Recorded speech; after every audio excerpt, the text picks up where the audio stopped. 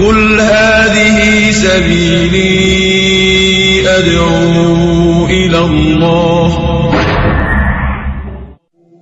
شهر رمضان الذي أنزل فيه القرآن هدى للناس وبينات من الهدى والفرقان.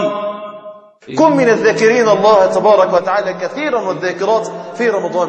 اللي عايز يسبق في رمضان هيسبق بالذكر، اللي عايز يكون قاعد في بيته ويسبق كتير من الناس هيسبق بالذكر، ولما لا؟ والذكر ده أحب وأفضل وأعظم وأحسن عمل ممكن يقربك من الله سبحانه وتعالى. أمي، أيوة أنت وانت طالعة من بيتك راح العمل، او انت يا ابي طالع من بيتك رايح العمل، اكثر من ذكر الله عز وجل. في المواصلات رايحين، خلاص ما شاء الله الذكر على اللسان حاجة جميلة، واحنا راجعين نفس الكلام.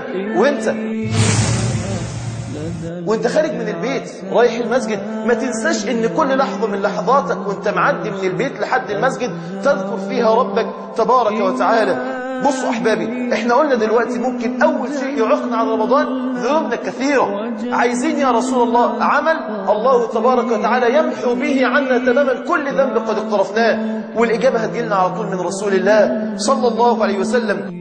ما من قوم اجتمعوا يذكرون الله عز وجل إلا ناداهم مناد من السماء قوموا مغفورا لكم قد بدلت سيئاتكم حسنات. أنا أحب النهاردة إن أنا أقدم أعظم هدية ممكن أقدمها لآباء الكبار وأمهاتي اللي هم وصلوا سن كبيرة.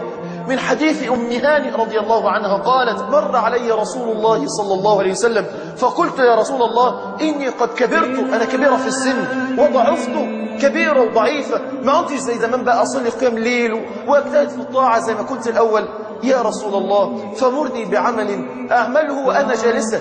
فقال النبي صلى الله عليه وسلم: يا أم هانئ سبح الله 100، قولي سبحان الله 100 مرة بس، قل سبحان الله 100 مرة بس، فإن ذلك يعدل لك عند الله 100 رقبة من ولد إسماعيل تحررينها لوجه الله عز وجل. يا أم هانئ احمدي الله عز وجل 100، فإن ذلك يعدل لك، قولي الحمد لله 100 مرة، فإن ذلك يعدل لك 100 فرس مسرجة في سبيل الله، طلعت 100 فرس تقاتل في سبيل الله. يا أم هانئ كبري الله 100، فإن ذلك يعدل لك عند الله 100 بدنة، 100 جمل مقلدة متقبلة تخرجينها لوجه الله عز وجل.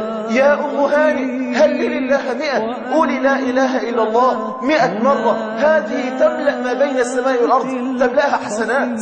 ولا يرفع لأحد عمل أفضل مما عملت إلا عبد جاء بمثل ما قلت أو زاد عليه، وهنا يغفر لك ذنبك. أن النبي صلى الله عليه وسلم قال الله عز وجل: من ذكرني في نفسه ذكرته في نفسي. أنا مين علشان ربنا يذكرني؟ أنا مين علشان ربنا يذكرني؟ أنا مين وأنا محمل ذنوب ومعاصي أصلا علشان ربنا يذكرني؟ لا، أنت كبير، أنت عظيم جدا. أنت مين؟ أنت ذاكر لله، أنت ذاكر لله، أنت ذاكر لله، أنت ذاكر لله. إلهي لئن جلت وجمت خطيئتي فعفوك عن ذنبي أجل وأوسع